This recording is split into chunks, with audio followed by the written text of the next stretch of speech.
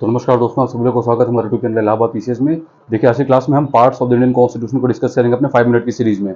ये बहुत ही important point होता है आपके एग्जाम के पर्सपेक्टिव से। आपका कोई भी एग्जाम होता है, पीसीएस, आरओ, आरओ, आईएएस तक एग्जाम हो, इस सेक्शन से इसमें क्वेश्चन हमेशा आते हैं, चाहे मैच द फॉलोइंग के लिए आए या फिर डायरेक्ट आपसे पूछ दे कि पार्ट 14 के अंदर कौन सा चीजें मेंशन की गई है, पार्ट 14A में कौन सी चीजें मेंशन की गई हैं। तो उस पर चीज़ों का आज हम डिस्कस करेंगे ही। साथ ही में ये जानेंगे कि एग्जाम से रिलेटेड अभी तक चीजें कहाँ तक पहुंची हैं, यूपीपीएससी एई में क्या अपडेट आ रहा है, ठीक है, एग्रीकल्चरल सर्विसेज का और एपीएस का जो सेकंड स्किल टेस्ट है, सेकंड हैंड स्किल टेस्ट, वो कब तक उसका एग्जाम हो पाएगा। ठीक है, तो पहले इसको स्टार्ट कर लेते हैं, इसको फिनिश कर लेते हैं, फिर उसके बाद 2-4 टॉपिक से बात करना, उसको फिर हम बात करते हैं। ठीक है, तो देखिए आज हमने क्या लिख रखा है, parts of the Indian constitution. ठीक, तो parts of the Indian constitution, इसके अंदर टोटल कितने पार्ट हैं? 22 पार्ट हैं। इसको हम पहले फटाफट देख लेते हैं, क्योंकि कोई भी आपका एग्जाम, इसके जो क्वेश्चंस आपके आते हैं, चाहे वो मैच द फॉलोइंग के फॉर्म में आएंगे या फिर आपसे डायरेक्ट पूछ लिए जाएंगे कि किस पार्ट में कौन सा चीज है। तो पहले इसको देख लीजिए। जो अपना फर्स्ट पार्ट है, यहाँ पे क्या मेंशन है पार्ट, और यहाँ पे क्या मेंशन है उसके सब्जेक्ट्स। ठीक है, तो देखिए पहले पार्ट में किसकी बात की गई है? यूनियन एंड इट्स टेरिटरीज की। जो फर्स्ट पार्ट में बात की गई इसकी यूनियन की और उसके टेरिटरीज की। सेकंड में किसकी बात की गई है? सिटीजनशिप की। थर्ड पार्ट में फंडामेंटल राइट्स की। ठीक, फोर्थ पार्ट में बात किसी की गई है? डीपीएस की, directive principle of the state policy. Fourth A, अब यहाँ पे देख लेना, फोर्थ के बाद डायरेक्ट फिफ्थ नहीं है, फोर्थ के बाद क्या है? 4A। 4A में क्या है? फंडामेंटल ड्यूटीज है। किसमें आता है? 51A में आता है। ठीक है, इसको बाद में एड ऑन किया गया था। फिर फिफ्थ पार्ट में क्या आ गया? यूनियन। सिक्स में क्या आ जाएगा? स्टेट, मतलब कि राज्य। सातवें को रिपील कर दिया गया था। अब देखिए सातवें के बाद यहाँ पे आठवां बच गया था। एट्थ वाले में क्या आता है? Union territories.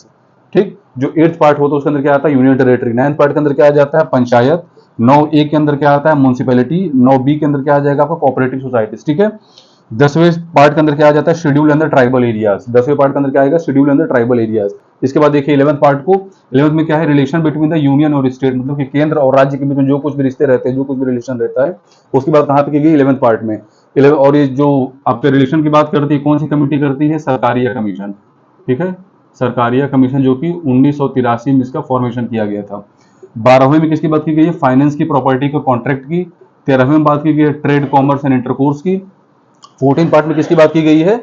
Services under the union and the state. जो भी सर्विसेज होती है यूनियन स्टेट की, सेंट्रल मतलब स्टेट की, उनकी बात की गई है 14 पार्ट में। अब देखिए 14 के बाद क्या आता है? 14A। 14 के बाद डायरेक्ट 15 नहीं आएगा।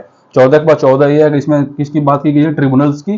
15 में किसकी बात की गई? इलेक्शन की, मतलब कि चुनाव की, जो कि समय भी चल रहा है। और आज आप लोग का लास्ट फेज का इलेक्शन है। आज आप लोग का 1 जून है, 4 तारीख से क्या आ जाएगा? रिजल्ट आ जाएगा। 16वें पार्ट में किसकी बात की गई? Special provision and relating to the certain classes. कुछ सर्टेन क्लासेज उनके रिलेटेड जो कुछ स्पेशल प्रोविजन, उसकी बात किसमें की गई है? पार्ट नंबर 16 में। 17 में किसकी बात की गई है? ऑफिशियल लैंग्वेज की। 18 में इमरजेंसी प्रोविजन की।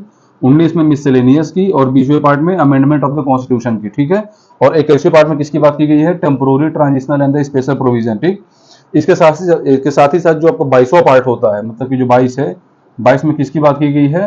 टाइटल, ठीक है, commencement, authoritative text, authoritative text in Hindi. ठीक, ये किसमें बात की गई है? पार्ट नंबर 22 में। Title, commencement, authoritative text in Hindi. ठीक, तो आपको टोटल कितने पार्ट हो गए? 22 पार्ट हो गए। हर साल यहाँ से आप लोग 1 से 2 क्वेश्चन आप लोग एग्जाम में देखने को मिलेगा। आज हम पार्ट्स को देख लेंगे, कल की क्लास में शेड्यूल देख लेंगे। उसके साथ ही साथ हमें सोर्सेज ऑफ इंडियन कॉन्स्टिट्यूशन को भी ध्यान रखना है कि कौन सा सोर्स को किस कंट्री से लिया गया है। ठीक है, अब चलिए हम बात इसमें करते हैं एग्जाम से रिलेटेड। तो देखिए आप लोग का जो न्यूज आ पा रहा है किसी भी एग्जाम से रिलेटेड, तो आप लोग ये मान के चलिए कि जो आप लोग का स्टेट पीसीएस का एग्जाम है, एक सेकेंड, देखिए ये आप लोग का जो यूपीपीएससी में पीसीएस का एग्जाम है, ये आप लोग पूरा 110% मान के चलो कि नवंबर के फर्स्ट वीक में जाएगा। ठीक, नवंबर के फर्स्ट वीक में किसका एग्जाम होगा? पीसीएस का। और दिसंबर में जाएगा किसका? या तो 20 या तो 22 तारीख को आरओ और एआरओ का। ठीक, अब देखिए अपना चुनाव कब खत्म हो रहा है? 1 तारीख को खत्म हो जाएगा चुनाव, 4 तारीख को उसका परिणाम आ जाएगा। इसी महीने के आखिरी से, मतलब कि 28 या 29 तारीख के आसपास आप लोग का कौन सा एग्जाम स्टार्ट हो जाएगा?